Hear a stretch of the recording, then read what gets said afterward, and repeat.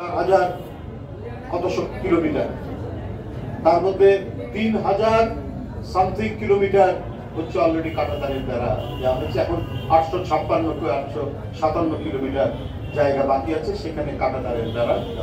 আন্তর্জাতিক যে নিয়ম বিধিবিধান এবং দুই দেশের মধ্যে সময়ে সময়ে যে চুক্তি হয়েছে, আলাপ আলোচনা হয়েছে, সেটাও মানছে না যে শূন্য রেখা থেকে 150 গজ দূরের মধ্যে কোনো উন্নয়ন পরিকল্পনা হবে না, হতে গেলে দুই দেশের মধ্যে আলাপ আলোচনা করতে হবে। সেগুলো কোনো কিছুই তারা না মেনে কাঁটাতারের দ্বারা দেওয়ার চেষ্টা করেছে আপনার লালমনিরহাটে বিভিন্ন জায়গায়।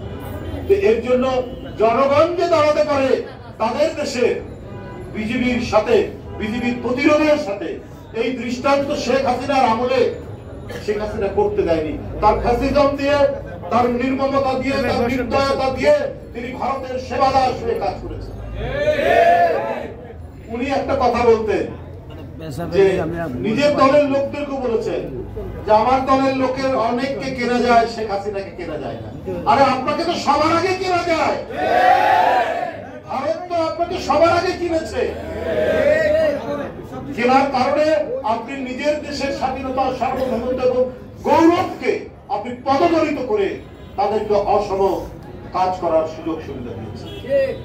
যাই হোক বন্ধুরা আমার, আজকে শ্রমজীবী মানুষ, শ্রমিক ভ্যান, রিক্সা ভ্যান এবং অটো রিক্সা চালকরা তারা যে বীরত্বের, তারা যে গৌরবের দৃষ্টান্ত স্থাপন করেছে, এটা ভাষায় প্রকাশ করার মতো। আমি কমপক্ষে শহীদ হওয়া 15 জন, কমপক্ষে 15 জন রিক্সা চালকের বাসায় গেছি।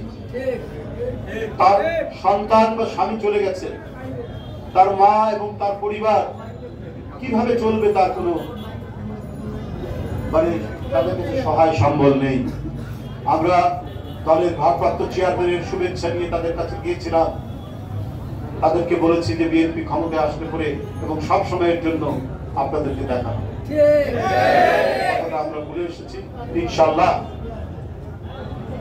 যে কথা বলেন আমাদের ভারপ্রাপ্ত চেয়ারম্যান, তিনি এদেশের একজন দেশপ্রেমিক মানুষ।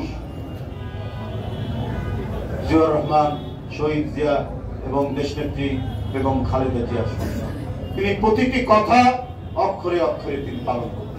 আজকে 6,000 মাইল দূরে থেকে এখানে যারা শহীদ হয়েছেন, এখানে যারা পঙ্গু হয়েছেন, কারো হাত নাই, পা নাই, কারো পায়ের ভিতর দিয়ে গুলি চলে গেছে এবং অন্ধ হয়েছে, তাদের প্রত্যেকজনের তিনি যেভাবে খবর রাখেন, তাদের দিকে তিনি যেভাবে সহযোগিতার হাত বাড়িয়ে দিয়েছেন, নিশ্চয়ই আপনারা ইনশাআল্লাহ বিএনপি যদি ক্ষমতায় যায়, প্রত্যেকেই আপনার যে সহযোগিতা এবং পরিবারের ভরণ পোষণ কর্তব্য আমরা বলেছি যে পরিবারে তার শিক্ষাগত যোগ্যতা অনুযায়ী যে চাকরি পাওয়ার দরকার, সেই চাকরির ব্যবস্থা বিএনপি করবে।